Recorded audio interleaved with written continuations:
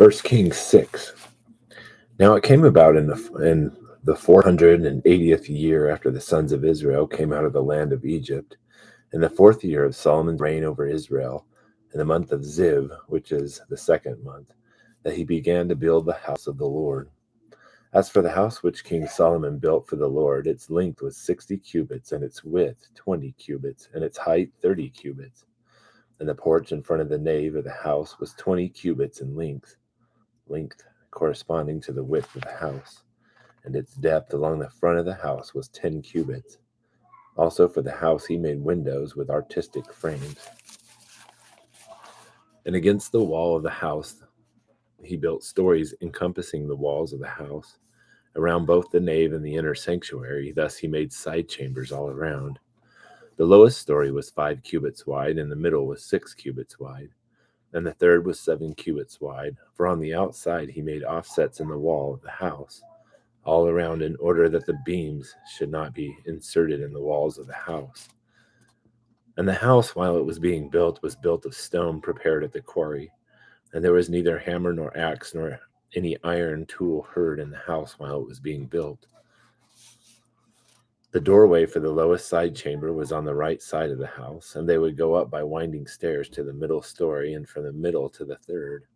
So he built the house and finished it, and he covered the house with beams and planks of cedar. He also built the stories against the whole house, each 5 cubits high, and they were fastened to the house with timbers of cedar. Now the word of the Lord came to Solomon, saying, "Concerning this house which you are building, if you will walk in my statutes and execute my ordinances, and keep all my commandments by walking in them, then I will carry out my word with you, which I spoke to David your father. And I will dwell among the sons of Israel, and will not forsake my people Israel." So Solomon built the house and finished it. Then he built the walls of the house on the inside with boards of cedar. From the floor of the house to the ceiling, he overlaid the walls on the inside with wood, and he overlaid the floor of the house with boards of cypress. And he built 20 cubits on the rear part of the house with boards of cedar from the floor to the ceiling. He built them for it on the insides as an inner sanctuary, even as the most holy place.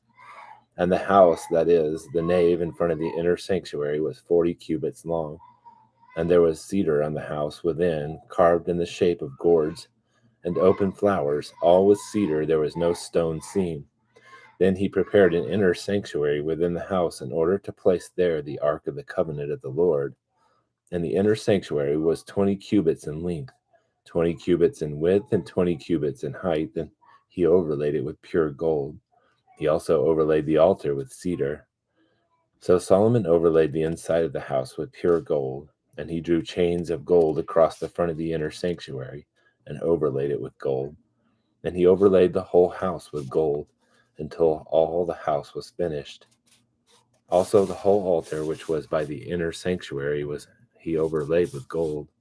Also the inner sanctuary he made 2 cherubim of olive wood, each 10 cubits high, and 5 cubits was the one wing of the cherub, and 5 cubits the other wing of the cherub. From the end of one wing to the end of the other wing were 10 cubits, and the other cherub was 10 cubits. Both the cherub were of the same measure and the same form. The height of one cherub was 10 cubits, and so was the other cherub.